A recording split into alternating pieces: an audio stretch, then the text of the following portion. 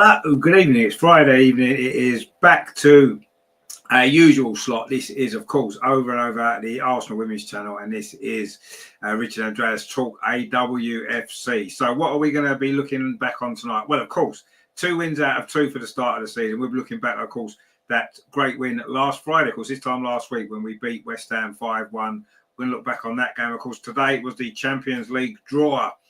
The group stage draw. So we're going to have a look ahead to that as well. And of course, this weekend, it's a big game. The top 2 in the WSL go head-to-head, of course, at Lee Sports Village. We face Manchester United. That is going to be a massive game to look forward to, isn't it? So it's going to be a great show, as always. So make sure you stay tuned. Coming up after this.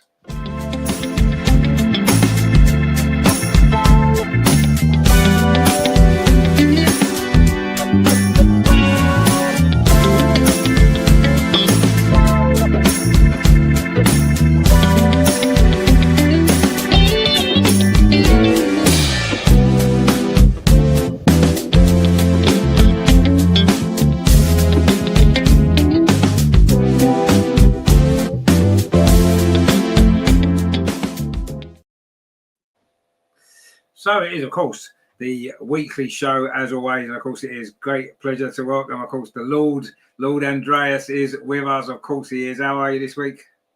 Yeah, good evening, everybody. Yeah, not bad at all, and looking forward to an interesting show with a lot to talk about. Yes. There is a lot to talk about, as always. John's with us. He says, "Look at me being on time, the first time for everything." Well, it's good that you made it at the start this week. That's great to see. I hope you're doing well. So, of course, as we mentioned at the top of the show there, of course, this time last week we were just kicking off, weren't we? That second game of the season, and what a good victory it turned out to be.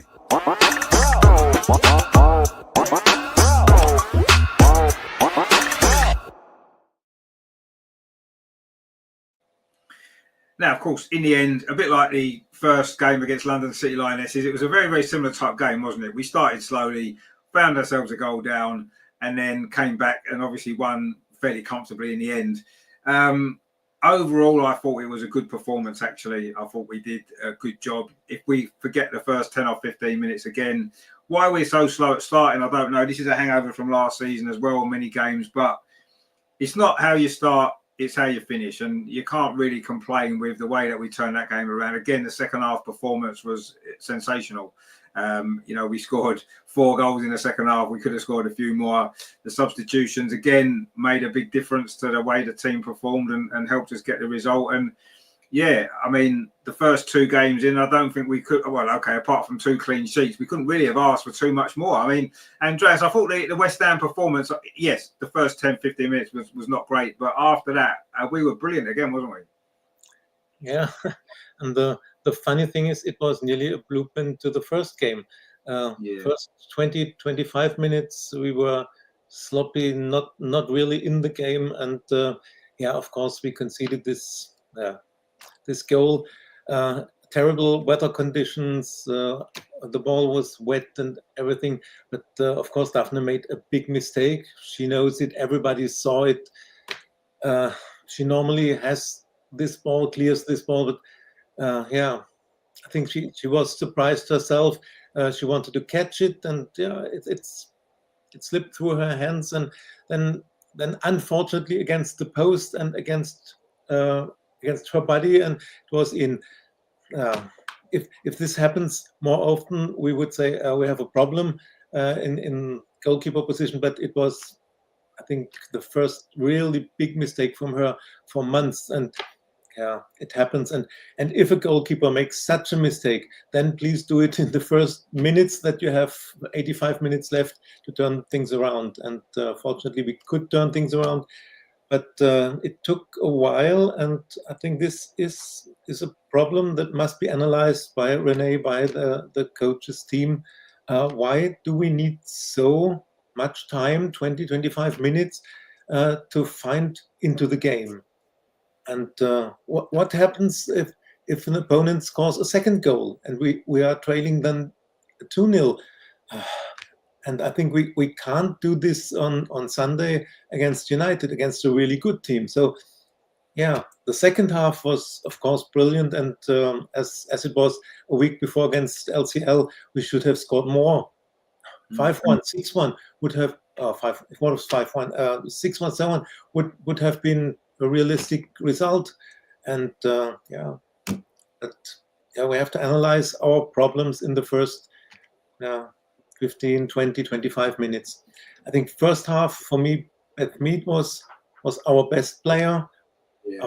After this sloppy start, she was a real threat for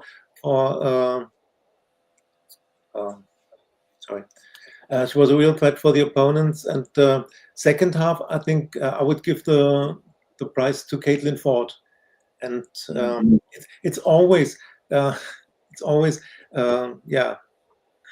difficult for defenders if you have to play against Caitlin Ford, if your legs get tired. And Caitlin never gives up. She always comes again. And what I said is, defender must think, oh no, not again. She's coming again? No, please not.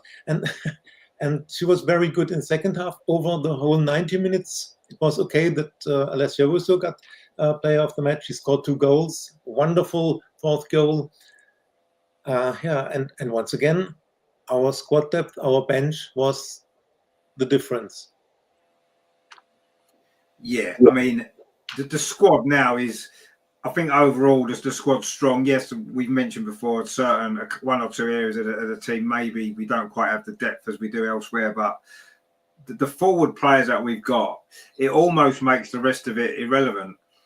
We've got so much quality, haven't we, in that front line, and so much quality on the bench in the front line that, it's almost like, and I'm sure that's not the mindset of the team, but it's almost like we can go 2-0 down, because we can score 4 or 5 goals every single game. That's what it feels like at the minute. Once we get our flow going, once we get our rhythm, we're almost unstoppable. And so much quality, like you said. I mean, Caitlin Ford in that second half was absolutely brilliant. She deserved her goal, and she just caused constant problems. But you're right, Beth Mead did the same. It was funny, wasn't it? Maybe that side of the pitch was, I don't know whether that was a bet, whether the grass over that side was better, because Beth Mead obviously was on the right in the first half, got a lot of the ball, caused a lot of problems, and then in the second half it was down the left-hand side with Caitlin Ford, which was the same side of the pitch. I don't know whether that was significant, but anyway, it worked pretty well, because the balance seemed to be right there, and in the end, of course, the quality just shone through, didn't it, in that final, especially in the second half. But the performance, I say, we do need to look at it, though, don't we? Because it's 2 games in a row now, and it's not just 2 games this season. There was lots of games last season where we started slowly. Now, for me, I think it's a preparation issue. Really, I do. For whatever reason it is, and I don't know whether because, maybe the manager, the coaching staff, the players even, maybe they know that we've got so much quality in the squad that we've got the opportunity to grow into games. But you're right, what you say, when we play against the better teams, you're not going to be able to keep doing what we're doing. It just doesn't work. Yes, okay, in the Champions League, last season we found ourselves a couple of goals behind and still came back and turned it around against good opposition. But you can't keep relying on that, because there's going to be games when it doesn't happen, when you don't score. That's when you need your clean sheets, isn't it? When you can't score, you maybe nick 1 goal, and it has to be enough to win your games. That's what Chelsea do constantly. And that's the one thing you could say so far this season. Everything else, I'm pretty happy with how things are going. But the one thing is, can this team still manage to grind out those 1-0 wins, which we mentioned before? And to do that, you need a clean sheet.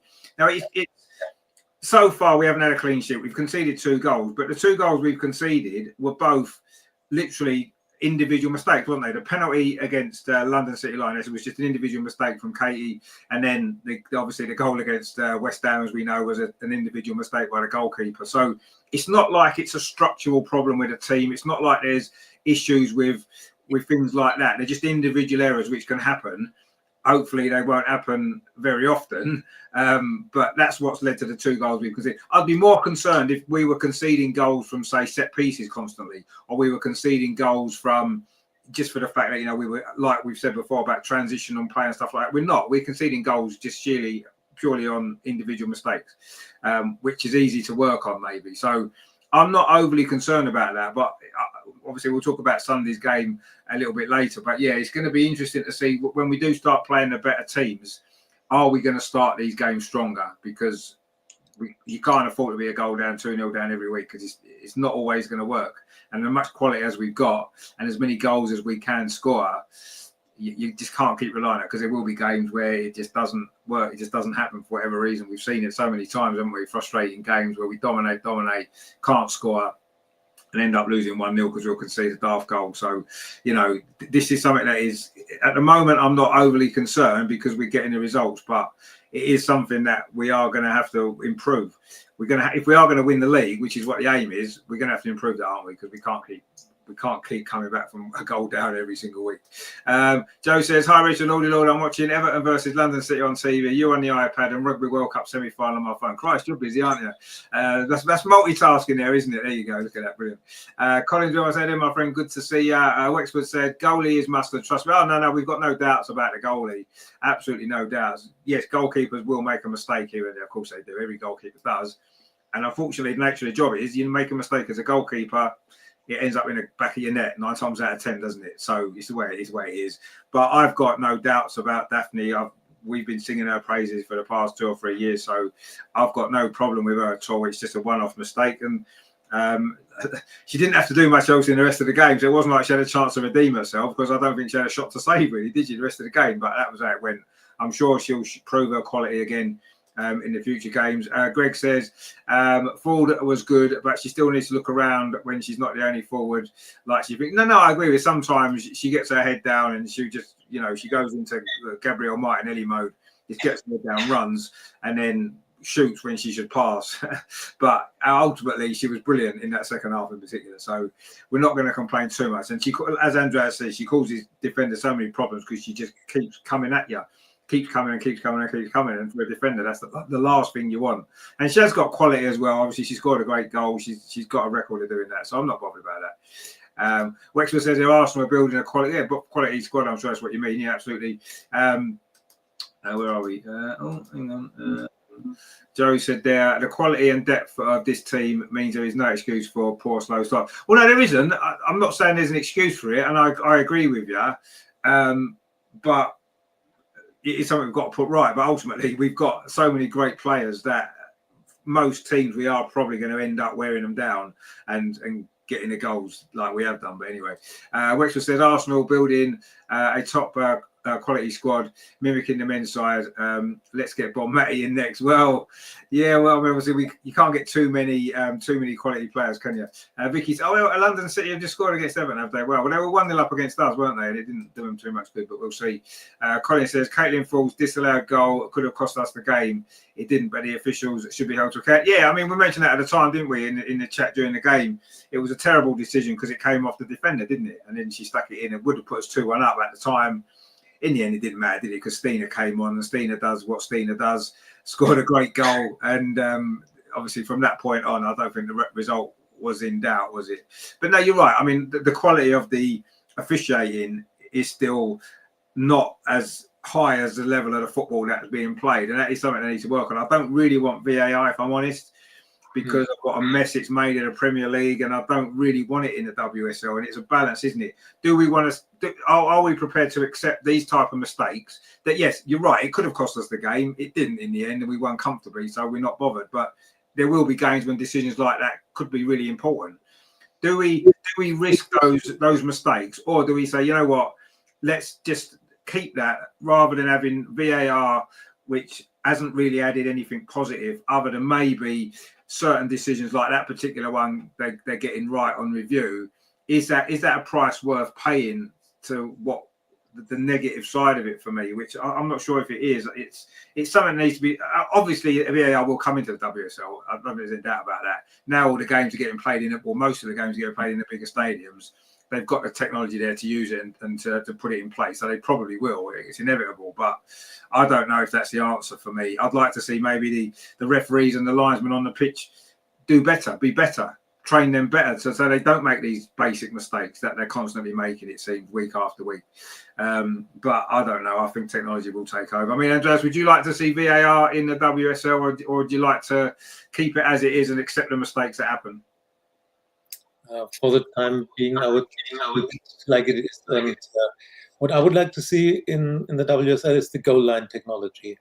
I think this would be easier to install in the stadiums. And I agree with you. The education of the referees should be better, and the quality level of the referees and the lines persons should be higher, and then I could accept a decent level of mistakes. But we often said this: the VAR in men's football, it kills emotions, and even in the Champions League for the women's, I remember sitting on the stands and in the knockout rounds, and then you score a goal and you are not sure, is it really a goal? Can I just jump up and celebrate, or no, it's the goal is checked. Oh. And then you wait 2-3 minutes, and even if the decision is like you want it, then you can't celebrate a goal after 3 minutes. So, and I know it will come. In 5 years or so, we will have VAR in the WSL. I think it's you can't prevent this from coming. But for the time being, I'd say goal line technology, yes, and better education for the referees, professional referees, and and hopefully a better quality level there. And then no VAR, but it will come.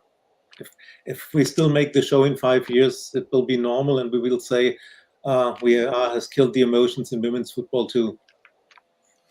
Yeah, I think that's unfortunately what's going to happen, and it is a shame, isn't it? Because VAR seems to have been brought in initially because there were so many high-profile mistakes that were costing teams a lot of money because of the fact that relegation and promotion and stuff like that is worth a fortune, isn't it, in the men's game, and it was brought in, I think, for that reason. Also, it seems to be brought in. You're absolutely right. When you're in the stadium, it's horrible. It's brought in for the TV audience, isn't it? That's what it's been brought in for. And it kind of, I suppose, from a TV perspective, it sort of works. But sport's not a TV show. Sport is a live event that you're at. It's almost like you're going to a music concert, and they start playing a song, and I have to wait. I don't know if we can play this song yet. You've got to wait.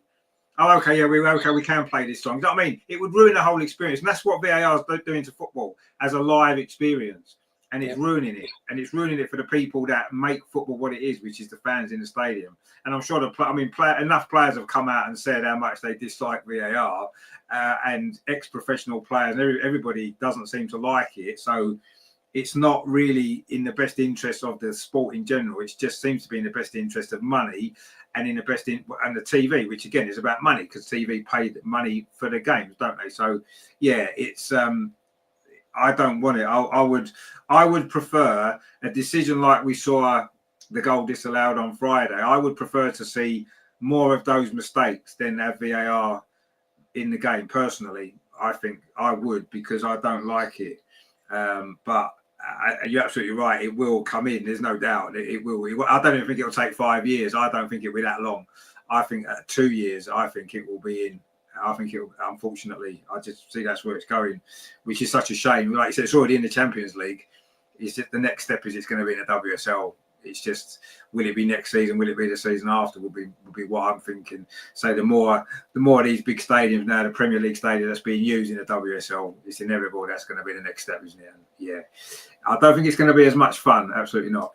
Greg says, let's hope we're not mimicking the men's side as we want to win trophies. Well, we're not mimicking them because we've already won. We've won the Champions League for a start off, and we've also won 2 cups in the last 2 seasons as well. So clearly, we're not mimicking the men's team. They need to mimic us. That's what they need to do. They need to copy what we're doing. That would be the ideal, wouldn't it? Joe says, no VAR. It's been a miserable experience for everyone. Yeah, the only people it hasn't been a miserable experience for is the TV companies, I would say.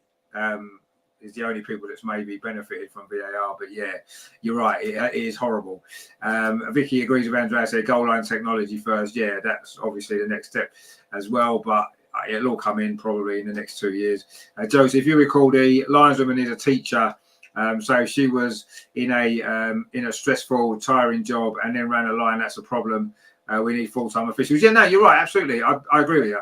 And of course, we know all this about the lineswoman last week who did make that mistake because one of our viewers actually works with her and was talking about it during the game. So we got to know a little bit more about her personally as well, which is a good thing. But that's a good point, isn't it? If they've got a job, whatever their job is, whether it's a teacher, whatever the job is, if you're working a full-time job, and then you've got to go on an evening and be an official in the top level of women's professional football, are you in the right physical and mental frame of mind to go on and perform at your best? Probably not. And that's not any fault of anybody in particular. That's just because that's human nature, isn't it? If you're tired, you're stressed, like you said, from your job, whatever your job is, you probably won't perform at your best, will you, in those situations always? So yeah, full time would be a good step forward, wouldn't it? Although having said that, they made the Premier League refs full time, and it didn't really improve the standard, did it? They've got worse, if anything. But anyway, we can only look at it and say, well, what would improve it? That would obviously improve it. I agree. They should be full time. It's ridiculous that they've got other jobs, really, when you think about it. The players now are full time professionals, so surely they deserve full time professional officials to take charge of the game. They deserve that, don't they, as a minimum? TV's now paying all this money to screen the games, and we're getting teachers running the line, or we're getting, I don't know, an accountant as a referee or whatever it is. You know what I mean? It's just not really good enough, is it? Let's be honest. That's all right for non-league football. Brilliant. Not for top-level professional football, where they are now full-time. They're all full-time teams. It's just not good enough. You're absolutely right, and that is something that needs to be looked at. 170 Gunner says, "Big up, going to reach and legend, Andreas. Good to see you, my friend. Hope you're doing well. Great to see you in the show again." Greg says, "Let's start with better refs and last bit." Well, yeah, let's, and maybe professional is the answer, isn't it? Or the next step forward to improve standards, because that's what needs to happen. And you can bring VAR and all you like, but if the standards don't improve, as we've seen in the Premier League, the VAR is not going to make it better, is it? In fact, the VAR is going to make it worse, because they're checking these things and still getting it wrong because the referees that are doing it aren't good enough. So, yeah, definitely we need better referees. John says VAR is used wrong, and that's why it's so bad. Refs don't make decisions or make decisions that require VAR to look at the incident because refs don't want to take responsibility. Yeah, I mean, I agree with that, and I think sometimes what happens is there could be, say, a foul in the penalty area, and the rest thinking, well, the VAR will look at it closer than I can. I'm not gonna make that decision, because if I get it wrong, I'm going to look an idiot, and people are going to say what a terrible referee I am. And I think you're right. I think they are relying on VAR, and I don't think VAR. What VAR was supposed to do was if it was a clear and obvious mistake. And it's not doing that. It's re-reffing the game, isn't it? It's re-reffing it. And if a referee's missed something, or maybe a referee's given a foul or not given a foul, and they say, oh, no, it was a foul, that's re-reffing the game. If the referee's made a big mistake, that's clearly a terrible mistake, like that goal on Friday, for example, that's obviously a mistake. It came off the defender. It should have been a goal. Then that's what VAR should be used for, those sort of decisions, not just because, I don't know, maybe the referee's not given a foul or did give a foul and then they're re-reffing it again. I don't think that's the way it should be. The referee on the pitch should, 99% of the decisions should be down to the referee on the pitch, and VAR should just check the ones that they may have, the big decision that they may have got wrong, and it's an obvious mistake, and that's what it should be for. And it's not used for that anymore, is it? It's just not good at all. Andy's with us. How you doing? Good to see you. I hope you're doing well.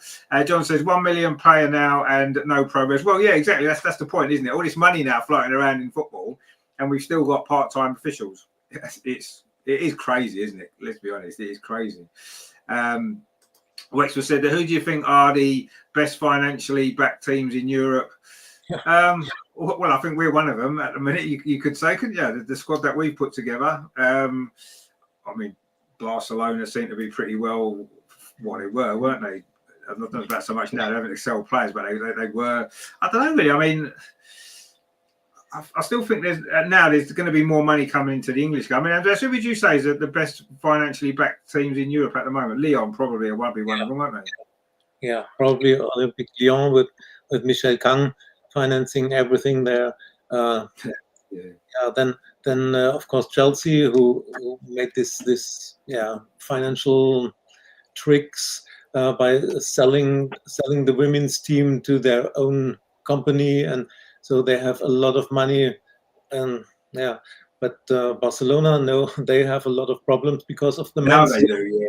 The men's team has the problems, and the women's team suffers due to these problems. And they had to sell a lot of players and could only sign one player for the new season. So I don't know about Paris Saint-Germain. Normally they have enough money from the sheikhs, but they lose all their best players to Lyon. It's difficult to say, and at the moment, the most money coming into the game is in the WSL due new sponsoring deals, etc. But all the big teams are suffering, and it's still difficult for the women's side to make profit, and you normally need a men's team who earns the money and feeds the women's team. So that's why LCL says we are the first only women's team in a top flight. But they are not profitable. They get the money from Kang. It's a difficult situation. And yeah, it is. And I mean, you know, we've just paid £1 million for a player for the first time ever. So, you know, we've been pretty well backed, haven't we? I suppose as well. But yeah, I mean, what London City Lionesses are doing in a way is a different, like you said, a different way of doing it, because most of their clubs are attached to the men's team in some way financially. They've got some sort of tie-in, and London City Lionesses don't, and it's an interesting concept, I suppose, and maybe that might be the way it goes in the future. Is it necessarily a good thing for women's football in general? I'm not sure, but anyway, let's wait and see how that works out for them. I mean, you know, they've had a tough start to the season, but they're still in the early stages, I suppose, of their process, maybe. But anyway, let's see what happens with that. But yeah, I mean, it's unfortunately the women's game is going to go the same way as the men's game eventually, isn't it? With the money and the wages that players will get and everything else that's going to go along with it, unfortunately. And I think we're going to lose a lot of what's made women's football so great over the last few years. If we're going to lose a lot of that in future, we know we are, and it's just, you know, it's just waiting for it to happen, I suppose. John says moving the women into the Emirates is no doubt targeting bigger returns on the women's side. Oh, absolutely, of course it is. Yeah, bigger crowds. You know, obviously they can make more money from the games. Of course, that's. And I say it's not just Arsenal, is it? Other teams are playing more of their games now in the bigger stadiums and stuff like that. So it's good because it means more people can watch the games live, and that's a great thing. But what it is going to mean is it's going to lose that personal touch, I think, that has always been so important in women's football. But you know, we want it to grow, and it is growing, and it's going to continue, and it is going to grow out of control eventually. We know it will, and it'll be a shame. But anyway, that's the way it is. So West Ham went pretty well, didn't it? 2 wins out of 2, 9 goals scored. Lots of different goal scorers as well over the game. We've got a lot of players that are getting on the score sheet, and yeah, if we can just cut out those individual defensive mistakes, we're gonna have no problem at all. We and starting games a bit quicker off the blocks. You know, come out there right from the first whistle rather than taking our time to get going. It seems like we can see the goal to wake us up, and then suddenly we're fine again. That happened the last 2 games, and I say last season as well. It happened quite a lot, didn't it? So that's something we need to put right. I'm sure we will. Anyway, talking of money and how much money is in women's football, today, of course, was the Champions League draw. And that just kind of showed, didn't it, what's happening in women's football and where it's going.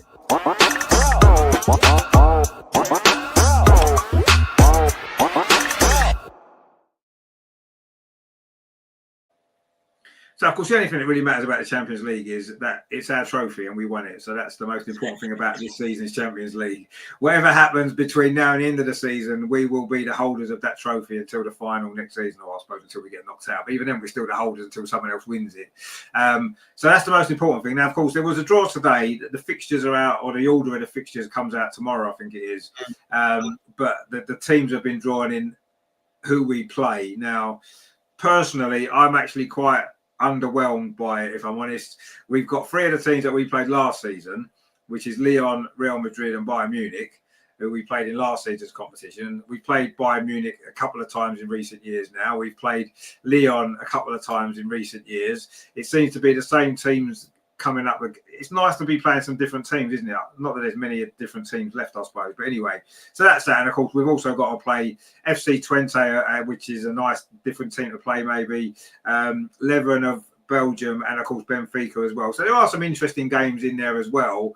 But we've got some games that we've only just played last season, the same fixtures again, and it just seems like a shame that we're doing that. And of course, I don't like this one big group like they've done in the Men's Champions League. I don't really like that. You're not playing everybody. They're selecting which teams you play. It seems unfair. It seems unbalanced. The only way it's really fair is if everybody plays everybody home and away and make it like a league, or you do it like it was before and have groups where you play everyone in your group home and away. It just seems really uneven that, so for example, we're playing Lyon at home and we don't play Lyon away. We don't play them away, we just play them at home. And then we're playing Benfica away and we don't play them at home. And then we're not playing after teams. We're not playing Juventus, we're not playing Wolfsburg, we're not playing PSG. After teams that most of the teams we're not playing. And yet we might well qualify without playing half. And it's the same what happened with the Men's Champions League now. I don't know, I can't get my head around how it's not a league, because if it's a league, you play everyone home and away. If you're only playing a selected number of teams and you're only playing them at home or away, it's not. I don't know. I can't understand it in my head how that makes any sense. And how you get the best teams from the group qualifying? No, you don't. You maybe get teams that have better fixtures. They're the teams that maybe go through. If you get picked to play, I mean, we've got some games that I would expect with those games that we've got, we should do enough to qualify, I would imagine. But I don't know. Does that mean we're the best team or one of the best teams in the league? We never know, because we don't play up. We're only playing a very small number of teams in the competition. It just seems a crazy way to decide it. I don't like it personally, but anyway, we're in it. We're the holders, and we've got to play. We've got 6 good games to play, I suppose, and it's nice. They're going to be great games. They're going to be good crowds at the Emirates, I'm sure, for those ones. We've got some decent trips. I'm sure Andreas, you'll be pleased with Bayern Munich away again. A nice game for you to go to again, I suppose. But I mean, what do you make of the competition now they've changed it, first of all? Because I think that's the most important point, really. Whoever we're playing, it's the format of the competition that's the problem for me. And when they changed the format for the men, I first thought it's crazy and I don't understand the rules, etc. But I have to say that last season, the Champions League for the men was a really exciting season. And for me, I thought the format with the league phase was more interesting or more exciting than with the group stage. And therefore, give it a chance for the women. I agree with you. It would be the best to play every team home and away. But you can't bring so many games in the calendar. It's already too many games for all the teams with the Nations League and World Cup qualifiers for the national team. So it would be too much to play a league of 16 teams. You have 15 at home, 15 away. There's no place in the calendar to play so many games. So we have to take it as it is, and I have to look at our opponents. 3 of them are the same as last season. 3 are new. The Arsenal homepage says our league phase games are at Meadow Park, so not at the Emirates.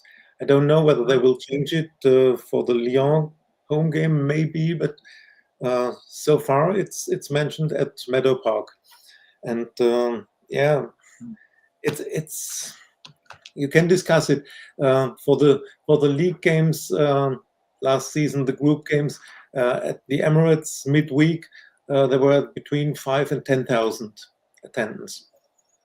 The Emirates is empty, and Meadow Park with 4,000 or 4,500. Fantastic atmosphere. We saw it in December when we played Bayern Munich at home. I don't think we would have beaten them at the Emirates with 5,000 or 8,000 attendance. But the atmosphere at Meadow Park was fantastic. Let's see. And we're playing Lyon and Real Madrid and Twente at home. If you say it's boring because it's the same teams, Bayern Munich has the 3 home games against Arsenal, Juventus, and Vålerenga the same as last year. So if you go to Munich for the home games, you can say, oh, it's just 6 or 8 months ago we played against them.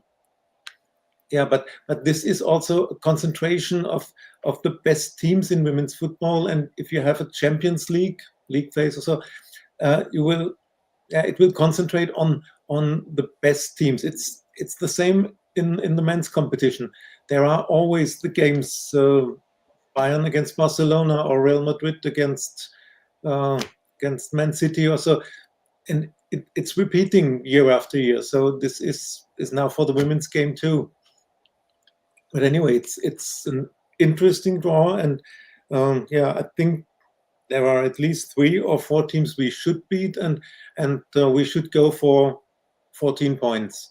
If you make 14 points out of the 6 games, there's a good chance we finish among the top 4, and the top 4 go through automatically, and then the 5th to 12th they play playoffs for the rest 4 teams that qualify for the quarterfinals. So it would be good to avoid these extra playoffs in February or when it's played, and finish among the top 4. But this means we should beat Benfica, Twente, Leuven, and Real Madrid at home, and maybe get a draw in Munich. And against Lyon, let's see. It depends. Lyon is a very, very strong side this season. I think maybe it would be good to play them very early.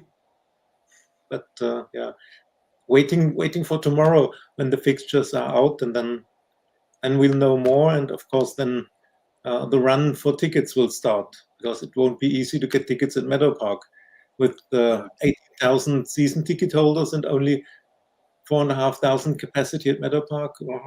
But I will try to get my tickets and I hope that I can see all the 3 games plus the away game in Munich.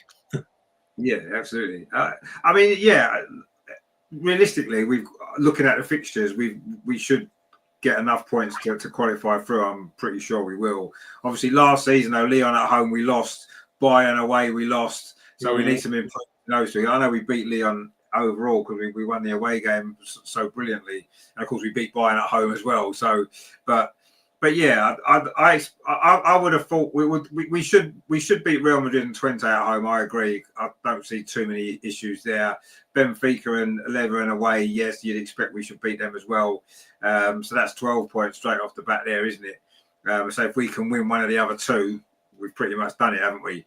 Lyon at home will be a tough game, but you know, if that is played at Meadow Park, obviously Lyon won at the Emirates last season. How will they get on at the smaller pitch in Meadow Park? Could be an advantage to us in that game again. Who knows? And obviously Bayern Munich, we know what happened there last season, and we know what happened sort of soon after that game as well in terms of the managerial situation. So there's maybe a little bit of something that a point to prove in that particular game. I think whenever we play that game, when it falls in the fixtures, I think there'll be a few players that'll have a point to prove after what happened there last season. So I'm not disappointed with the draw that we've been given overall. I think it's a decent draw, and it's a good draw in terms of us. Oh, and where's Andreas gone? It's a good draw in terms of us progressing or potentially progressing. I think we've got a great chance to go through. We're playing 3 of the games we played last season. I'm like, is that really what we want? I don't know. But anyway, it is what it is. Just in the other 2 English teams, of course, to be in the draw, Man United and Chelsea, of course. Chelsea played Barcelona at home. So I think that's going to be interesting, Chelsea against Barcelona. And they've got 2 other fairly easy home games, Paris FC and Roma. You expect they'll win both of them. And they've got to go to Wolfsburg away. It'd be tough.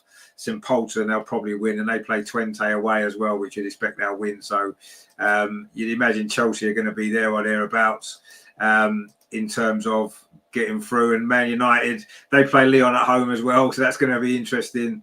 They've got PSG at home and Vålerenga at home, of course, who we played last season. And then they go away to Wolfsburg as well. So Wolfsburg got 2 English teams at home in their little group stage. So that's interesting. They play Juventus, Man United away, and Atletico Madrid. So they've maybe got, I don't know, I think Man United maybe got a slightly tougher set of fixtures out of the 3 English teams, but then they were technically the weakest of the 3 English teams to qualify anyway. But I mean, what do you make of the draw for Chelsea and Man United then, Andreas? Do you think they both? I mean, Chelsea look as though they should be able to get through that, shouldn't they? Yeah, Chelsea as always has to play Barcelona. Yeah. But apart from this, their draw seems to be the easiest from the 3 English teams. And I expect Chelsea to qualify. And Man United, I think, has a really tough draw. It's the first time they play Champions League, and it's different for United. They are not used to play such competitive games midweek. The last years they played the League Cup midweek, and it's different. You have teams from the second tier, from the Championship, or you play Lyon or Wolfsburg. So that's different. So we'll see how they fit into this competition. I think for Man United it would be good to reach the playoffs. Chelsea, I think Barcelona, Lyon, and Chelsea are 3 or 4 teams that will go through directly, and hopefully we are the 4th who qualify directly. But Chelsea, as always, they had a good draw, or maybe not the toughest draw, and it happens so often. That's the luck of champions. It could be the luck of champions, or it could be bribery. Who knows? But anyway, they've got the best draw. I mean, I'm not disappointed with our draw in that sense. I think we can get through the top 4 definitely. Yeah, Man United probably have got the toughest draw out of the 3 English teams, and I think they probably will get into the playoffs. I think they're good enough to finish in the top 10 or 12, whatever it is. So I'm pretty sure they'll do that. But I think they'll find that quite tough going actually. Man United, they've got some tough away games as well, which isn't going to help. But I mean, it'd be nice if all 3 English teams got through. It would be nice, and it is possible. I say maybe Man United might need to go through the playoffs to qualify, but let's hope they do. I mean, we'd laugh if Chelsea got knocked out. Of course we would. It'd be funny, but realistically, it'd be nice to have all 3 English teams through, wouldn't it, to the quarterfinals? I think that's good for the WSL and important for the UEFA ranking. Exactly. To win. You have to win games to gain points and to have these points in the ranking. And currently, England is on 3rd position. I think it's France, Spain, and England on 3rd. It's because we won the Champions League. Chelsea was in the semi-finals, and now we have 3 teams in the league phase. So Germany has fallen down to 4th, and they have only 2 teams in the league phase because Frankfurt lost against Real Madrid. So the chance to stay among the top 3 is really high, and this is important for the next years. As far as I know, the first 3 in the UEFA ranking, they have 2 teams automatically qualified for the league phase. This season it was because we are the title holders, but otherwise we would have gone to this qualification round in which, for example, United played against Brandenburg. So, and to have 2 places secured for the league phase is very important. So we need points, and therefore I'd say, we should qualify directly for the quarterfinals. But if we get all 3 teams through, that would be good for the UEFA ranking. It would, and of course, from our point of view, the last few seasons we've had to go through the qualifiers because we've come 2nd or 3rd in the WSL. But of course, what's going to happen now is, due to our brilliance in the Champions League, winning it, and probably our brilliance of doing really well again this coming season and reaching the semi-final a couple of years before, it's going to inevitably mean that in future, 1st and 2nd will automatically qualify, which is going to benefit Chelsea when we finish 1st and they finish 2nd. So it's not really going to benefit us because we're going to qualify automatically anyway by winning the league, and it's going to benefit other teams by our success, which seems a little bit unfair. But anyway, we've had to suffer because Chelsea was so terrible in the Champions League for so long when they were winning our league. we've had to suffer having to go through the qualifiers, and in future we're going to help Chelsea and maybe Man United or Man City easier get through. And I don't think that's really fair. But anyway, as long as we're through and as long as we do our job, that's all that matters. But it just don't seem to be fair, really. And he says, yeah, they want more revenue, but also much bigger fan base. I love going to the Emirates to watch our women's team. Yeah, it's a fantastic experience. There's no doubt. Greg says other teams are playing more in bigger stadiums unless they play us. They don't want their stadiums full of Arsenal supporters, and their home games feel like away games. Yeah, that's true, actually. Although, to be fair, Man United don't tend to play at Old Trafford very often, do they? Lee Sports Village is their women's team's home, so I'm not surprised that game's there on the weekend. But anyway, John says, I like the format of the Men's Champions League, much more interesting in the old way. See, I don't know. Yeah, I think you're right in the sense that last season, certainly in the Men's Champions League, it did. The games, a lot of the games seem more exciting, and maybe that's because in a league phase, quite often you win your first couple of games and you're through. Whereas when it's that so many games, you can lose a game and you could drop down 6 places, 7, 8 places, couldn't you? And suddenly you're out of the qualifying place. And I think in that sense, it made it a bit more interesting. I'm not sure I prefer it though. I kind of like to know where I am. You've got a league phase, you're playing home and away. Everything's kind of set where you are. You know what you're doing, and I kind of. Personally, I just prefer that. But yeah, you're probably right. It probably was more exciting on the back of that format. And maybe this women's one will be exciting as well, because you don't tend to get so many dead rubber games at the end of a group like you did previously. And maybe that's one advantage of it, I suppose. But I don't know. Maybe it'll take me a couple of years to get my head around it and start to realise how much better it is. But yeah, I think in terms of excitement, it probably was better for the men last season, if I'm honest. There were probably more exciting games in that league phase than in the previous group stages before. Probably was. So you may be right, actually. LG says the league phase is more balanced than a group stage because every team plays teams in each pot, unlike before when the top teams were protected in the group stages. Pot 1 teams didn't play. Yeah, no, you're right. That's another good point, actually. Maybe I've looked at it in the wrong way. I don't know. It just seems a bit lopsided when you're only playing certain teams, and it's luck of the draw in some ways, who you get to play and who you don't, who you're at home against, who you're away against. All these little decisions are important, aren't they? You know, because your home games are a massive advantage in Europe in particular, and who you get to play at home isn't based on anything other than luck of the draw. So I don't know. I think there's positives and negatives to it. Maybe there are more positives overall, and I've maybe focused on the couple of negatives that's been bugging me since they changed it last season for the men. But yeah, I mean, I'm prepared to give it a chance. I'm sure it's going to be good. I'm looking forward to watching our games anyway, regardless of who we're playing. I'm looking forward to seeing our games and hoping, obviously, that we can do really well. But yeah, maybe I've been a bit negative with it. Greg says we can't rely on the second legs this time. We've got to get it right first. Oh, yeah, that's true. But then that's like the group stage, isn't it? Yeah, you get a home and away game, but yeah, you're right. We don't get a second bite at it. We have to get the points when we play the teams because we don't get the second away game or whatever. So yeah, you're right. Agzibay says good evening from Sweden. No Swedish teams in Champions League this year. Hacken lost against Atletico Madrid. Yeah, I mean the Swedish league isn't, you know, no disrespect to the Swedish league, but it's not as strong as it as some of the other leagues in Europe, I suppose. And you know that's the way it is. But anyway, you just have to get behind all the Arsenal players. The Arsenal just got the Swedish players in the team, won't you? So there you go. That's all right. Joe says there was 21,000 at the Emirates for the Real Madrid game, and it was electric. Yeah, well, obviously last season the Real Madrid game was something quite special, wasn't it? With that coming back from 2-0 down and stuff like that, it was incredible. But yeah, you're right, and I think the big games will get the crowds.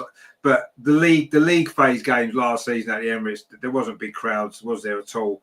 In the season before was the same. No, it wasn't in it. So the season before that, it was. But anyway, if they're at Meadow Park, it's just going to be harder to get tickets, even though the atmosphere will be great, I'm sure, for all those games if they are at Meadow Park. But there you go. We shall see. So LG says a big advantage of the league phase is the oversaturation of the big games, meaning they won't feel as special as before. Oh, the big disadvantage. Yeah, I mean, in a way, that might be true, but then they're the games that everybody wants to watch, aren't they? I mean, no disrespect to, say, for example, teams like Brighton in the WSL or Leicester. I would rather see Arsenal play Chelsea and Man United every week than play Brighton and Leicester. So I kind of like playing more of those type of games because they're more exciting, aren't they? And there's more jeopardy. You know, if you're playing a game that could go either way, if we're playing Chelsea, you don't know who's going to win, do you? And there's jeopardy. As if we're playing, say, Brighton or Leicester, you would expect us to win before you start. So I don't know. I kind of like the bigger games when you're not sure who could win. It could go either way, and that's more exciting, I think, than when the big teams play the smaller teams and you know the result before you even start. It's just how many goals they're going to win by. Do you know what I mean? So I do kind of like that. I think there should be more big games. I like that, actually. It's what we want to see, isn't it? We want to see more of those games. That's one of the reasons why they've probably done it, because the TV audience is going to be bigger. If Barcelona in the men's, if Barcelona are playing Real Madrid in the group stage and Barcelona are playing Real Madrid in the knockouts, they're going to get bigger views than if Barcelona are playing FC Twente and winning 5-6-7-0. So, you know, that's probably one of the reasons behind it as well. But I kind of like that, though, anyway. Greg says, why only a draw against Munich? We should beat them. Well, yeah, after last season, though, when we got absolutely hammered, didn't we? So I think a draw would be a good result, wouldn't it, in the circumstances? John says, I'm wondering if it's only Meadow Park until the fixtures are out. Then the club will see it if they can play in a game. Yeah, maybe. Obviously, the dates of the game could matter as well, because obviously the men's have got their Champions League games as well, Premier League games and stuff. So, yeah, that might well be a factor. You might be right. But let's wait and see what happens tomorrow when the fixtures come out. John says, was it Real Madrid that had the awful pitch last time? It was. But we've got them at home this time. We don't have to worry about that. But that's another point, actually, because Meadow Park, I know, obviously, when the pitch had a problem at Meadow Park last season, it was in the second half of the season after the winter weather and stuff like that, whereas obviously the group stage going to before Christmas shouldn't really be too much of a problem. But obviously the surface at the Emirates is 100 times better than it is at Meadow Park. And that's obviously an advantage for footballing teams. But I don't know. If they're at Meadow Park, they're at Meadow Park. But you're right, maybe when the fixtures come out, they might have a rethink. I don't know. But anyway, they don't usually, do they? Ag says, have they changed the Champions League system this year? Yeah, they have, yeah. It's like the men's Champions League. So it's one big group of teams and you play 6 out of those teams, 3 at home and 3 away. That was what the draw was today. And then the top 4 go through automatically. The next 6 teams play off or something, and then 4 of those will go through to the quarterfinals as well. So yeah, it's a bit like the men's Champions League. They've sort of changed it this year. LG says Wolfsburg has the toughest fixtures of all the teams. 5-6 games. They have Lyon, PSG, Real Madrid, Chelsea, and Man United. Actually, yeah, that is quite a tough draw for Wolfsburg. But we don't care, do we? Because we don't like Wolfsburg, so we don't care how tough their games are. They might lose them all. That'd be good, wouldn't it? Shame we're not playing them as well. Joe says, what would happen if in the future London City Lionesses qualify our Champions League as Lyon? So is that, yeah, I mean, I don't know. I don't know what the rules are about that, actually, because you're not meant to have control in 2 different clubs in the same competition, are you? Due to vested interests and stuff like that. I don't know what would happen, actually. That would be for UEFA to figure out, wouldn't it? What they'd want to do about it, I suppose. But no doubt it will cause some problems. But where there's money, there's, you know, you get your result that you want, don't you? Ag says, which teams for Arsenal? So Arsenal have got to play at home Lyon, Real Madrid and FC Twente from Holland. And away we've got to play Bayern Munich, Benfica and Leveren from Belgium. So that's Arsenal's fixtures, which are quite nice fixtures, let's be honest, even though we did play half of them last season. Greg says, I'd rather see Chelsea and United go out than the rankings. Yeah, I mean, I get what you mean. But only... I would agree with you as long as we win the league. If we come second or third, I want better rankings so we haven't got to go through the nonsense of qualifying. So, yeah. John says, glad we don't have to play away to Real Madrid. Yeah, after last season, yeah, obviously. Although if we play them this part of the year, it might not be too bad because I'm sure the pitch won't be as waterlogged in September, October, November than it is when it was in February whenever we played them. But, yeah. 110 Volt says there, why did we have 3 keepers on the bench last game? Yeah, I'm not sure. I think it's because Chloe Kelly maybe wasn't fit, so there was a space on the bench, so they maybe shoved another keeper on. I don't know. I'm not sure, actually, because we're never going to use 2 keepers, let alone 3. Veroni says there, when the game's going to be played. We don't know yet till tomorrow. The fixtures come out tomorrow. So we'll know then when the games are and what order they're being played in and all that kind of stuff. So yeah, that'll be. We can talk about that maybe with a game on Sunday. We'll have it by then, and we can maybe discuss it at half time or something. Vicky P says, where was Jenna? Well, that's a question for all season, isn't it? I think that's going to be a question we'll be asking all through the season. Where's Jenna? It'd be like, where's Wally? Won't it? It'd be where's Jenna instead, because she never seems to be anywhere much when it comes to the game. Ag says, great group. Well, it's one big group, but they're great fixtures for us. Yeah, no, they are. I agree. It's going to be exciting. We're looking forward to it, and obviously, as I said before, we're the holders, and every single game we play in the Champions League it's going to be mentioned a million times. We are the holders of the Champions League, and it's going to be great. And we've got these 6 games to enjoy, and hopefully a few more to come next year as well when we get through this group. But yeah, maybe it will be more exciting than I'm anticipating overall, I suppose, you know. And obviously, when you're battling for that place in that top 4 to qualify automatically, that could be quite exciting, couldn't it, towards the end of the fixture, especially if we're playing maybe Lyon as one of our last games in the group, could decide between us and Lyon who goes through and who has to qualify, kind of thing. So, yeah, I think there could be some excitement to come. But anyway, let's see what the fixtures bring us tomorrow. But I'm looking forward to it. I mean, you're excited about it, Andreas. Obviously, you know, we're the holders, and I'm not sure we can win it 2 years running, but who knows? But I'm excited for the competition. Exactly. The Champions League is the top competition in Europe, and as all the players want to play Champions League, they want to play international. For us as supporters, it's also the biggest competition, and it's the WSL is daily business.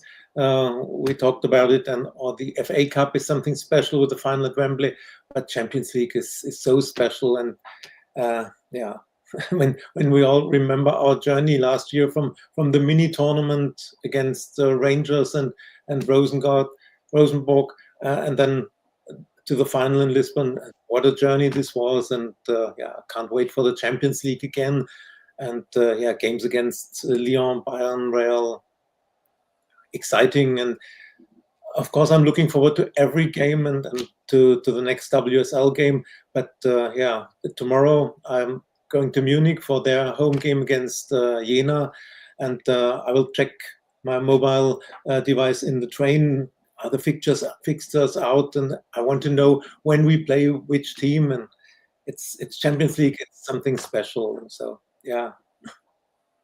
It is. No, it is. And of course, it's the fact this is the first time they've done it like this, and obviously we're the holders and we're in there and all that kind of stuff, makes it even more exciting, I suppose, isn't it? Because it's whenever anything starts, a new phase starts in the development of the game, it's nice that we're at the forefront of it, because we always have been. So that's kind of nice as well, isn't it? LG says, what are your thoughts on Ian Wright's concerns about Jenna Nice-Wonga not making it to the matchday squad so far? Well, yeah, I mean, it's a concern for all of us, really, isn't it? You know, she was our only signing in January, and she's probably played, 2 or 3 games? I'm not even sure she's played that many. I'm not sure what's happened with that. I'm not sure. Was it Rene's choice to bring her in? You've got to question if it was, because she's just not selecting her at all. Last season, she was on the bench a lot, hardly got on. This season, she's not even been on the bench any game so far. Yes, we've got a long season, a lot of games. We've got these 6 Champions League games. We've got the Continental Cup, well, not the Continental Cup, the Subway Cup coming up, obviously, in the new year, and the FA Cup. We've got a lot of games, but do you know what's going on with Jenna? Can you work that one out, Andreas? Because it's like, why would you bring a player in and never use them? Yeah, that's a strange situation. Even if she was playing, she did not play as left back. She was signed as a backup for Katie as left back. And when she was playing, she was in midfield or on the left wing. In preseason, she played in midfield. And now being left out of the squad and have 2 goalkeepers on the bench, that's strange. And apparently there was no injury, as Rene said on the press conference before the West Ham game. Everybody's available except Leah Williamson. So what is Jenna doing in training? Is she doing something wrong, or not training with the intensity Rene wants? But anyway, I'd say even if she's not good in training, I would set her on the bench. Why have 2 goalkeepers on the bench? The possibility or the chance that you need 3 goalkeepers in a game is below 1%, and then have an additional defender who can play in midfield on the bench just as an option. So I don't know what's going on. Is she really a Rene player, or is she fallen out of fortune? The next weeks will bring clarity in this, and if she's not in the squad for another 2-3 games, I think she'll go in January, just like Laura Wienreuter was going out last winter. But so far, I think, yeah, of course, we signed Taylor Hines as backup for Katie now. So where is a place for Jenna to play? But on the other hand, she's a regular US international. She can't be so bad. It's a strange situation, and we have to look at this. Of course, we are only at match day 3 now, so let's see how things develop. But at the moment, it's something strange, and I think nobody has a real explanation for it. Yeah, it's baffling, isn't it? When really, it is baffling. It makes me believe more and more that she wasn't Rene signing in the first place back in January, as though the club maybe managed to bring her in, and it wasn't Rene's choice. And I think it's obvious because she's just not played her. Like you said, you stick an extra goalkeeper on the bench. You could have stuck her on the bench because you probably ain't going to use your goalkeeper. You probably wouldn't use her, but stick her on the bench anyway. And she didn't. There's obviously reasons. Something's going on behind the scenes. I expect what it is, I don't know. But anyway, it needs to be, something needs to be resolved for her as a player as well, because she can't just waste her time not playing, not even being on the bench, because it's going to affect her career anyway. She won't want that. And you're right, she'll end up going in January, you expect anyway. But yeah, we buy, I mean, what must she think when we buy another left back in the summer, Taylor Hines, when she was brought in for that job, and now someone else is coming ahead of her. Obviously, Taylor Hines is getting on the pitch and doing quite well anyway, but she's actually getting minutes on the pitch, and Jenna's not even getting on the bench. So obviously something's gone on there. And I think at some point, surely someone's got to ask Rene about it. What's going on with Jenna? Why is she not in the squad ever? Because it seems a strange thing to be happening. But anyway, Joe says, Man City tonking Spurs 3-0 at half-time. Oh, that's a shame. Greg says, Andreas, I've got that scarf here. I'll give it to you at the Villa game. Oh, there you go. So Greg's got you that scarf, which is nice.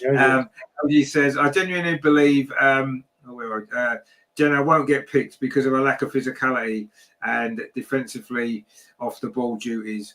Those are the same reasons why KCC and Kafaji were exiled from the squad. Yeah, maybe. I mean, KCC's in the squad on the bench. She's not getting on the pitch. But yeah, maybe that's the reason. I don't know. I mean, obviously, Rene's got her own way of wanting to play and stuff like that, and maybe they don't fit in with it.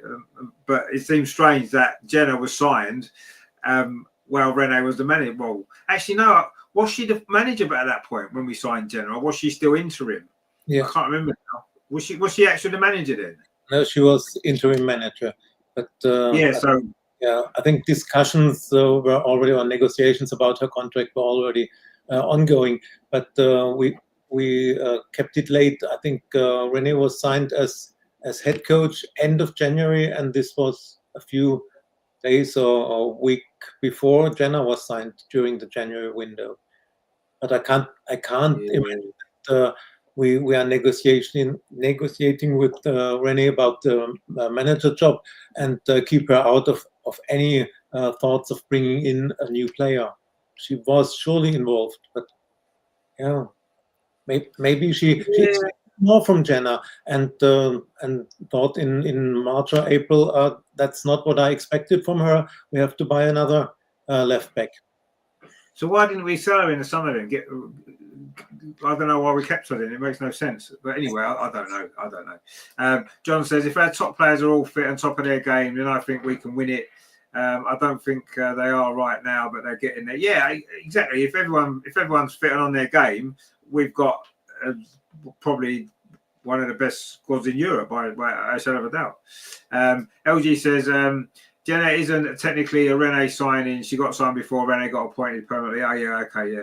I think it was more of a club signing than the manager's choice. Hines was Rene signed. No, yeah, that's what I was kind of getting at. If it was before she was permanent, the club may have, well, we need to make a signing because it's January. So they made a signing, but maybe Rene didn't have much say in because she wasn't the permanent manager at that time. And then obviously we can see what's happened. So, we don't know, do we? I do think the question needs to be asked, because it doesn't make sense. And obviously, you know, us as fans are asking about it. We're talking about it, so it needs to be addressed. At least that way, just tell us, where they can, you know, come out and say, you know, it hasn't gone as we planned, it hasn't worked out as we planned, or whatever it is, or she's going to get a chance later in the season, whatever it is. Just tell us something, and don't just like not pick her and then not even mention it. It's like, well, you know, I reckon there'll be loads of fans there that even forgotten that we signed her because she's made so few appearances.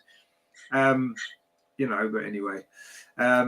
Joe says, having 2 goalies on the bench and she doesn't make the squad must be awful for her. Well, I'm assuming that there would have been communication. She would have been told, and no doubt given the reasons for what they are. But yeah, it's a strange one, definitely.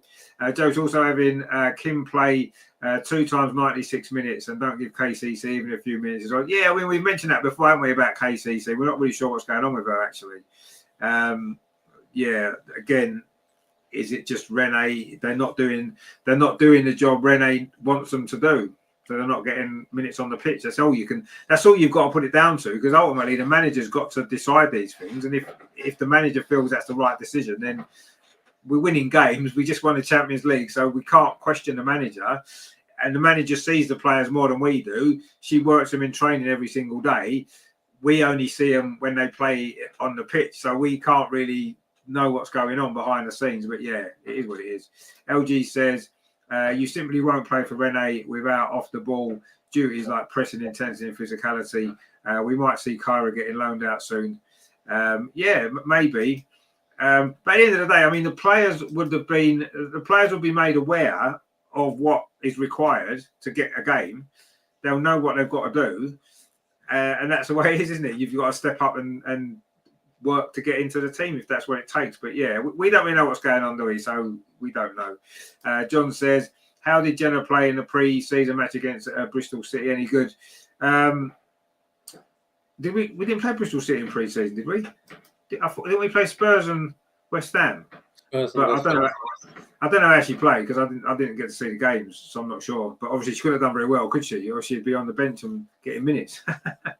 Ag says, Kyra, welcome back to Harvard. Well, maybe that's where she'll end up. Who knows? Yeah, a little bit strange, all of that. We don't know what's going on, do we? But I'm not going to question Rene too much, because she hasn't done too bad, has she? It was wasn't it the 100th goal that we scored under her against West Ham? I think Stina's goal was 100th that we scored under Rene, and in less than a year, that's not bad going, is it? So we're not going to question her too much. But yeah, it'd be just nice to know, wouldn't it, what's going on, what the thought process is, and where are these players that, you know, we're not seeing much of. So the Champions League is going to, it's going to be good, isn't it? Anyway, we've got 6 great games to look forward to, and we've got a great chance with those 6 games of making it through to the quarterfinals. And who knows, even further, maybe retaining that trophy. But let's see. So that's good. And of course, before all of that happens, we have got a really, really, really, really big game on Sunday. The first real big test that we've had this season so far. It is going to be a good one.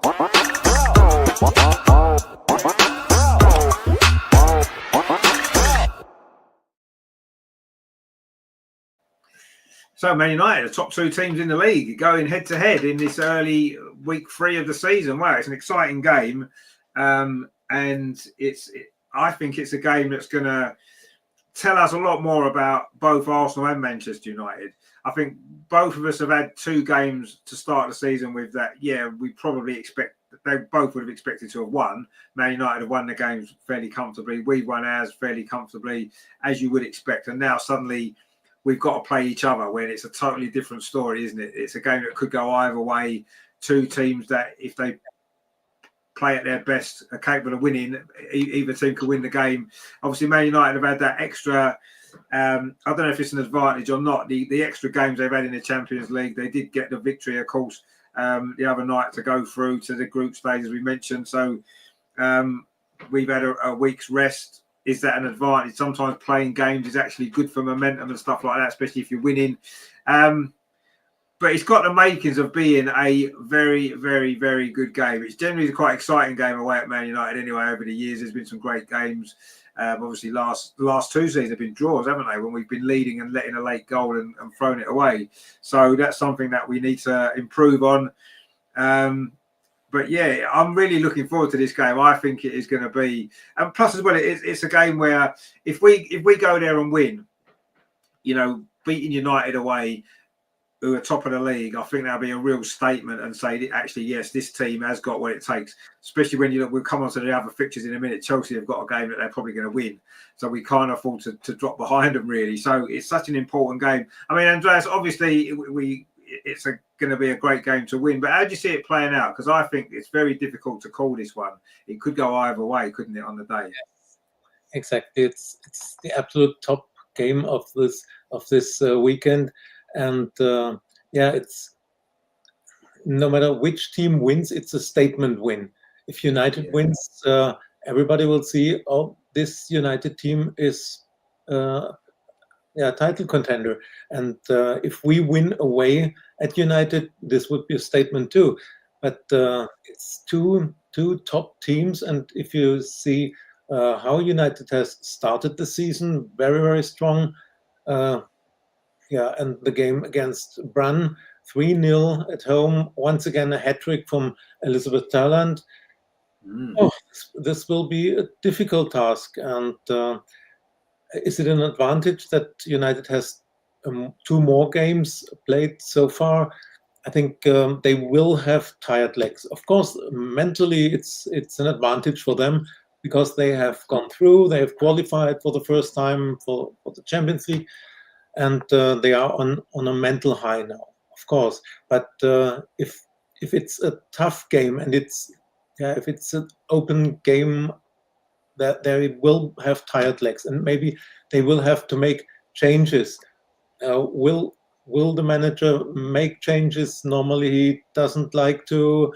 He sticks to the same lineup, to the same 11 players. This could be an advantage for us. But anyway, away. At Lee Sports, which was always difficult for us. And what we can't do is that we need 20 or 30 minutes to get into the game. Then it could be game over if Talent or Park or Elatoon, Rolfe, they have so many quality players in the offensive part. If they score 1 or 2 goals, then it might be too late for us. Get out concentrated from the first whistle, from the first second, and don't fall behind. I think the longer the game goes, the better for us, because they will have tired legs because of their game on Thursday. But anything can happen. So it's if things go bad, we can lose there. It's possible because it's one of the top teams in the league. And the normal prediction would be a draw, but so far as we started the season, we had always a full week to prepare. So I want to be optimistic, and I say we will win there. It will be very tough, and it won't be easy, but we will win 2-1 away at United, and everybody will see this Arsenal team wants to win the WSL this season. I'm optimistic. Well, I must admit, I'm feeling fairly optimistic. I've got to be honest. You know, I know we haven't run at Man United away very often, but I don't know. I just feel as though this team is starting to really. You can see how it's all coming together. You know, if we can just start the game stronger, which I'm sure we will, then I've got no doubt we can definitely get the win. Vicky says they have a strong first 11, but they don't have the depth if they get some injuries. Well, yeah, that's probably true. LG says I'm worried about this game. We don't have a great record away at Lee Sports Village. No, we don't. Chelsea always win. That's the difference. Mallard always scores against us. Well, she does actually. Mallard does always seem to score against us. And we do tend to concede a goal. Let's be honest. We haven't kept a clean sheet yet. So I'm assuming Man United will score. Vicky says they're mainly be our first proper test. They're looking strong. Park doing well. Yeah, well, Park's a good player, isn't it? You're absolutely right. And Joe says Rene goals per game average is 3.4. Is insane. Yeah, it's mental. But that's what I said. We concede a goal, and I'm not panicking really because I'm thinking, well, we're bound to score a few because we always do. But I think this game will be different because I think Man U are a different kettle of fish to what we've played so far. Ag says, man, you've got Rolfo, Sam versions, Ignotti. Yeah, we've got Steiner. Come on, we've got Steiner. That's all it matters. So we'll be fine. Greg says, we'll bury United. We've got depth in our squad. They don't. Yeah, exactly. I agree. Joe says, Man United defence looked very good yesterday. Yeah, I think defensively, they'll probably just edge it against us defensively. But I think going forward, we edge it against them, which makes it an interesting game, doesn't it, really, I suppose, in a way. Vicky says, I'm going to the game, can't wait. Oh, wow, that's going to be great. I hope you have a great day. It's going to be good. There'll be loads of Arsenal fans there. Of course there will, as always is.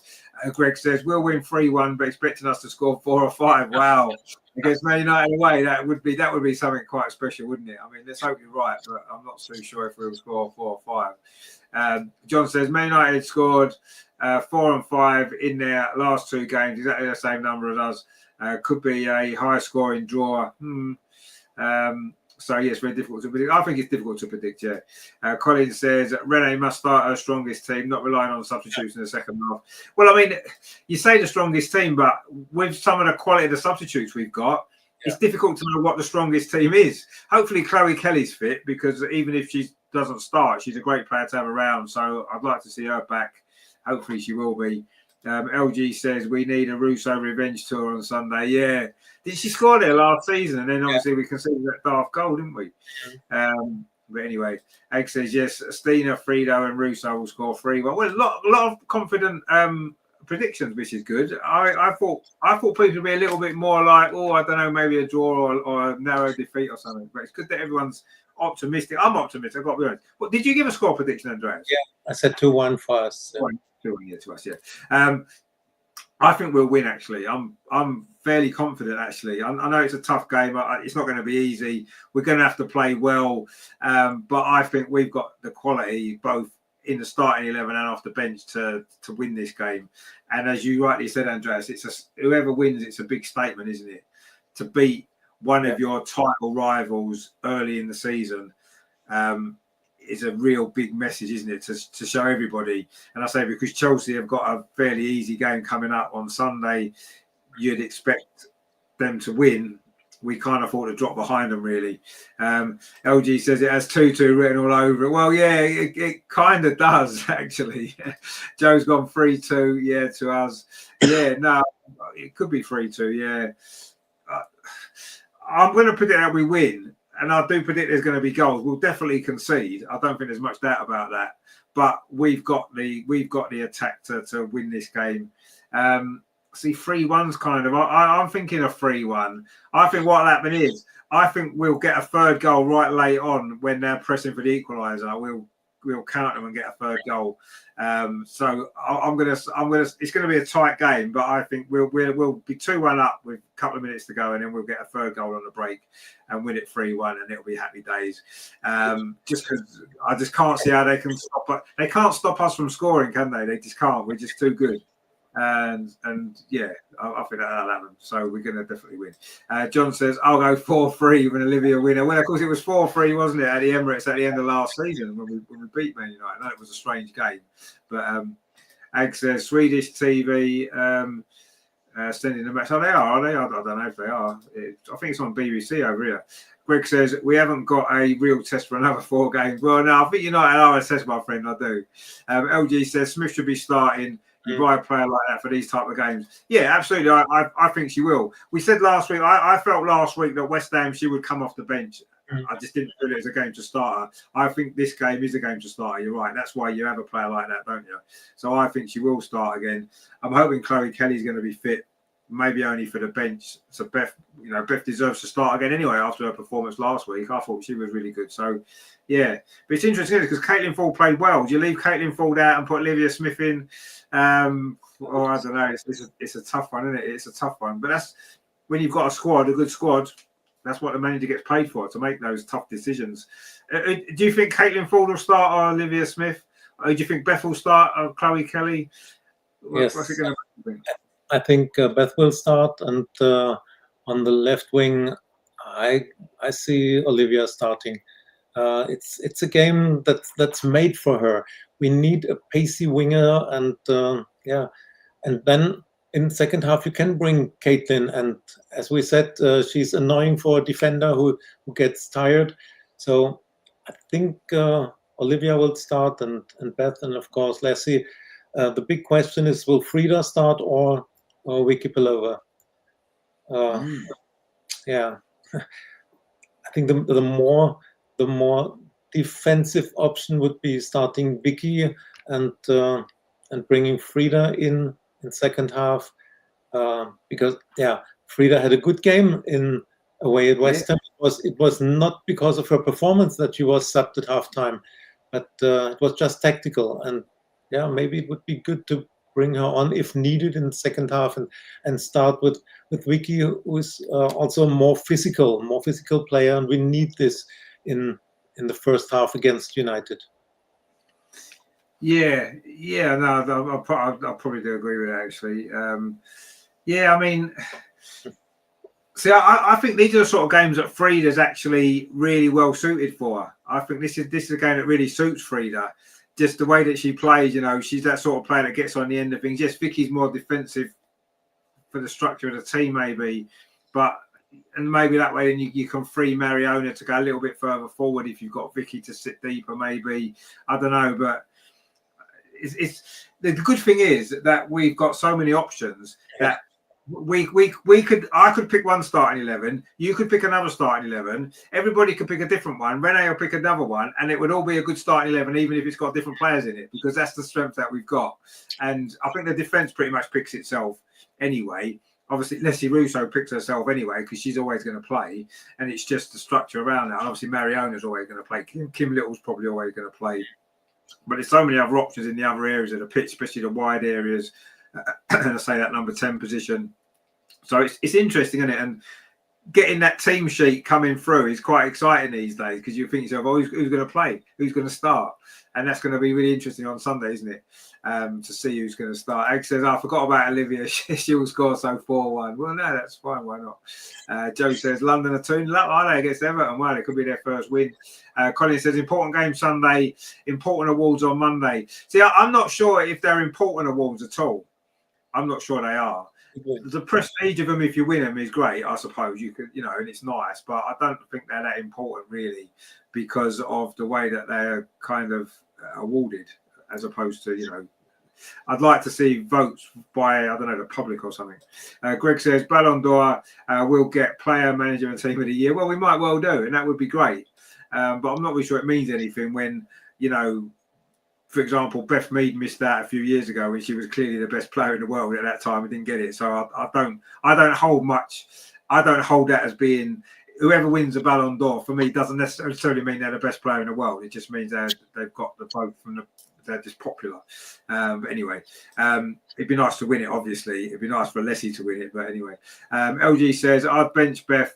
She's lost her pace for these type of games. Caitlin is much more dynamic. Well, no, Caitlin is more dynamic, but I thought Beth had a decent game, and Beth is a big game player. It's, in the WSL for Arsenal, whether it's for England, she tends to do something special in the big games, Beth. So I don't know. I think it's a tough one actually. Joe says actually Jade Riviera went off injured, so that would give us a chance on the left wing. Oh, did she? Okay, I didn't watch the game. I just saw the result. Greg says Kelly and Smith. Will start. Beth and Ford come on second half when United are tired. Yeah, and obviously Stina as well comes off the bench and scores every week. John says voted for by global footy press and pundits would be better. They do that with some award. Yeah, I don't know. Yeah, maybe. Yeah, I suppose so. But I think the press and the pundits are quite biased anyway. So you're going to get the winners at the favourites as opposed to I think there's a difference in life, isn't there? And I'm not just in football, but I think in life in general, things that are popular aren't always the best. And unfortunately, most awards are won by the people that are most popular, not necessarily the best at what they do. And I know it's difficult to judge that, I suppose, but if you look at music, if you look at the arts, or you look at TV and film, all the awards don't necessarily go to the best. They go to the who's popular. And it'd be the same with a Ballon d'Or. It's who's popular, really, isn't it? And it's usually a Barcelona player, usually, isn't it? Let's be honest. So, I don't know. And that's why I don't hold too much weight by it. If we don't win any of them on Monday, I'm not going to lose any sleep. Oh, my God, I won't be that bothered. If we win any of them, it's great. Fantastic. Well done to that person, player, manager, whatever it is, or everybody. But for me, I don't look at that and think, oh, that means anything. To me, it doesn't mean anything. It's just an award. A popularity contest, really, isn't it? LG says, jury is still out on Beth Mead for me. We need an upgrade like a Trinity Rodman. Well, I mean, we've kind of got, I wouldn't necessarily say an upgrade, but we've got a replacement in Chloe Kelly, haven't we? And Chloe Kelly's a great player as well. It's good to have options.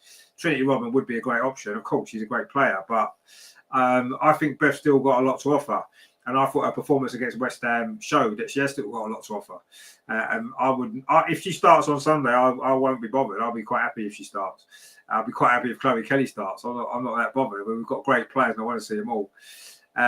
Joe says, I think the most prestigious awards are player votes. Yeah, but they probably are, because if you're voted by your fellow players, that means something, doesn't it? Because they're the players that you're playing against and playing with week in, week out. And if you get voted for by them, that means more. It means more to the players, absolutely it does. Whether it means more to everybody else, I don't know. The Ballon d'Or seems to have a lot of meaning behind it, but for me, I don't think it does really. When you look at, for example, in the men's Ballon d'Or, Thierry Henry was robbed of it when he should have won it. Beth Mead was robbed of it for the women when they should have won it. So, it's clearly not the best player that wins, is it? Always. John says, Beth is back to her old self, played much better last 2 games compared to the end of last season.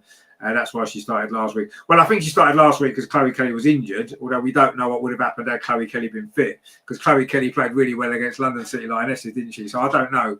But I agree. I think Beth has had a good start to the season. I think she has. She's got a few assists already. Is she looking back to her old self? Maybe not quite, but she's getting there. And she's certainly a lot better. She started this season much better than, like you said, the end of last season. Absolutely. I think maybe the Euros has helped as well, because I think she had a big impact in that in games. And I think she realises she's going to have to step up her game if she's going to get to start matches, because now the competition is so much stronger and we've got such a bigger squad, and she doesn't want to be sitting on the bench, does she? Because that's not what Beth's about. So I think she's had to work harder, and we're going to see the benefits. And Vicky says, LG, take a look at Beth's stats. She's still a top player. No, I agree. She's a top player still. And we're lucky still to have her. And even if it might only be one more season. LG says, Beth Mead was not the best player in 2022. Sam Kerr was. No, she wasn't. Beth Mead was player of the tournament, top scorer at the Euros. She won the Euros that season. You know what I mean? I'm not having it. Sam Kerr wasn't. No, Sam Kerr's not the best at anything. She's just a goal poacher. That's all she is. I don't like her. So she's not the best at anything. So don't even go there. But anyway, she scored more goals. That's it. I thought Beth was the best player in the world in 2022. But anyway, but yeah. So let's see what happens on Sunday. It's going to be a cracking game. I don't think there's any doubt about that. And it's going to be the WSL at its best, isn't it? It's going to be 2 of the top teams going head to head. It's going to be a great game, and we're going to love it. And it's a strange kickoff time as well, 10-3. Now I don't know why it's 10-3, but what I do know is Arsenal men game kicks off at 4:30. Against Man City on Sunday. Now, what you would have thought they would have done was thought, okay, look, some people are going to want to watch both games. Of course they are, right? It's Arsenal, Man United in the women. It's Arsenal, Man City in the men. Of course you're going to want to watch both games. So why start the game at 10-3 when it's going to still finish after the men's game has started? Why not start it at 2:30 or 2:15 or 2:00, and it's out of the way before the men's game starts? Why start it at 10-3? What stupid time to start the game? It's ridiculous. It's not even like it's going to be finished before the men's game starts. So it's just pointless. What a stupid time to start the game. If anybody knows why it's starting at 10-3, please let me know, because I have not got a clue. It seems mental. Is there something else going on at Lee Sports Village that we don't know about and they need to get it clear? I don't know, but anyway, I'm not sure. Joe says, I think Mead has had a great start. She's angry at being benched, and last weekend she played like a woman on a mission. Oh no, she definitely played like she was on a mission in that first half, didn't she? Christ, she was brilliant. LG says, I'm not a huge Beth Mead fan. No, I mean, everyone's got their own opinions of players, and that's fair enough. I happen to think, I agree that Beth Mead has had a couple of difficult years, shall we say, in terms of trying to find her form and her fitness. But I think she's playing well at the minute, and it's good to see, because I do love Beth. I think she's a great role model for women's football. I think she's a great player.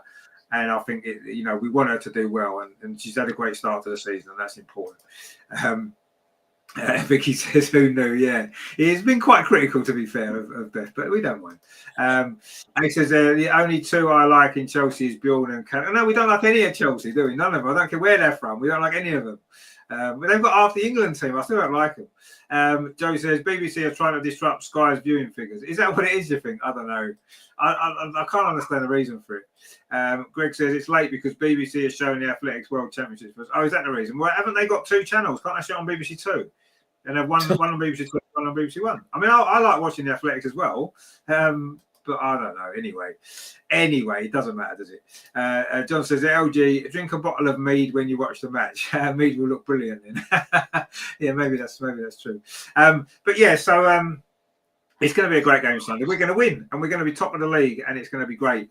Obviously, the games tonight, we've had two games tonight, which are going on right now, aren't they? So what's happening? I haven't actually clicked the scores. I know Man City were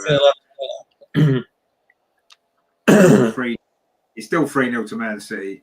It's 2-0 to London City against Everton. Well, okay, and it's actually Isabel Goodwin's got both their goals. Peter Pass assist. That's good, isn't it? Right, so let's quickly run through the scores for Sunday's games then. Aston Villa, Liverpool, Andreas, what are you thinking? Aston Villa home to Liverpool? It will be a win for Aston Villa. Liverpool started terrible in the season, and I think they will suffer and have a lot of problems. Villa started good. They also had a good performance against Chelsea. It was only 2-1, and Villa was pressing for the equaliser, and then Sam Kerr scored. But I think Villa is favoured, and they will win 2-0 or 3-1 against Liverpool. Yeah, I think Villa will beat Liverpool. Yeah, probably quite easily as well. Yeah, maybe 3-0 or something like that. Yeah, I wouldn't be surprised. Again, could be quite interesting. Brighton against West Ham. I thought West Ham gave us problems for a while last weekend, but obviously we beat them easily. They lost their other game as well. Brighton have got some good players. Obviously, Michelle still needs to score. Do you think Brighton will beat West Ham? Yes, Brighton will beat them, and it's 2-0 to Brighton. That's what I expect. I expect Brighton to win that. Yeah, Michelle's going to score a goal. She's bound to score one sooner or later, so we'll back her to score against West Ham. And of course, the other one's Chelsea versus Leicester. How many are Chelsea going to win by? That's the only question we really need to ask, isn't it, for this game? Yeah, I think it might be 4-0 or 5-1 or so. Leicester's maybe the weakest team in the league, and Chelsea, even if they are not playing brilliant, they always find a way to score. And against the Leicester defense, even if Sonia is rotating, probably then there's enough quality for Chelsea to score about 4 or 5 goals. I just wanted to say Goodwin scored 2 goals for London City, and this is another proof how good Katie Reid was against Goodwin. She kept Goodwin quiet in this game, and everybody said before, Goodwin is a very, very good striker or a dangerous player, and she proves it by scoring 2 goals away at Everton. It's now 2-1. Everton has got one back. Yeah, Everton got a penalty, so that might not be finished yet, that game. Maybe Everton can come back and get a draw. No, you're right, and I think Katie Reid's almost gone under the radar. She's had 2 really good games, I think. 2 really good games for Arsenal this season. We haven't really missed Leah Williamson defensively. I think bringing the ball out from the back and the long balls forward we've missed from Leah Williamson, but Katie's been brilliant. Greg's gone Chelsea 2, Leicester 6. I think the only way that would happen is if Chelsea got 4 players sent off or something stupid. I don't think that would otherwise. But yeah, I think Chelsea will probably win. I think probably 5-0. Let's be honest, it's probably going to be 5-0 to Chelsea, and it'll be a really boring, crappy game that no one's going to be interested in watching. So yeah, you expect them to win. It's 2-1 to London City Lionesses now. We're into the last 15 minutes there, so can Everton get a point in that game? That'd be quite good, won't it? But yeah, obviously the games tonight are just a warm-up, aren't they, for Sunday, when it's the only game that anyone's interested in is Man United versus Arsenal from Lee Sports. But if you are going to Manchester at the weekend, enjoy the game because it's going to be really good. I'm sure you'll enjoy it. There'll be loads of Arsenal fans there. and hopefully we'll produce the performance that we need to win that game. Joe says, Reid has been great cover for Williamson. She started the Russo goal. Yeah, she did. To be honest with you, I think Katie Reid has been brilliant, and I don't think I don't even know why we questioned that she would be, because we said last season though she was playing at right back, looked a little bit not comfortable. Play a centre back, and she was always going to be much better, and she has been. She's so calm and composed on the ball. You know, she reads the game well. You can see how much she's learned from Leah. It's incredible. She's almost like a mini version of Leah, isn't she? And what she's got the whole world ahead of her. John says Barclays Women's Super League channel will be streaming our match and the other 3 this weekend. Yeah, but I think our game's on the BBC anyway, isn't it? I think it's on BBC One or something anyway, our game. So I don't know if it will be on, because they said it was going to be on the YouTube channel the other week, the London game, and it wasn't. So I don't know. But anyway, there'll be plenty of ways to watch it, I'm sure. But join us here. I'll be here at, well, I don't know what time, about 2:30, whenever it is, so we can get looking at the game before the kick-off at the strange time of 10 to 3 for the Athletics, apparently. So there you go. So join us for that. So yeah, that is it. Friday is gone. The weekend is upon us, and it's going to be a wet weekend here by the look of it. But it's going to be an exciting weekend because there's some big football matches to come, of course, on Sunday. The women are playing a big game, and the men have got a big game as well. So it's going to be a big Sunday afternoon, which is going to be fun, isn't it? So thanks to all you guys for joining us again tonight. You've enjoyed the show. Thanks for all your comments, as always. Great to get you guys involved in the show as well. It's what we like to see. Joe says, cheers, boys. Great show as ever. And thank you very much indeed for joining us. Ag as well. Good to see you as well, all the way from Sweden.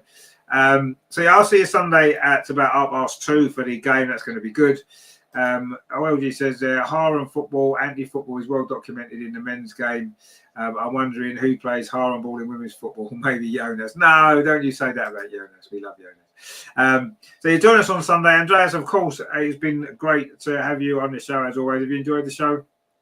Yeah, of course I did.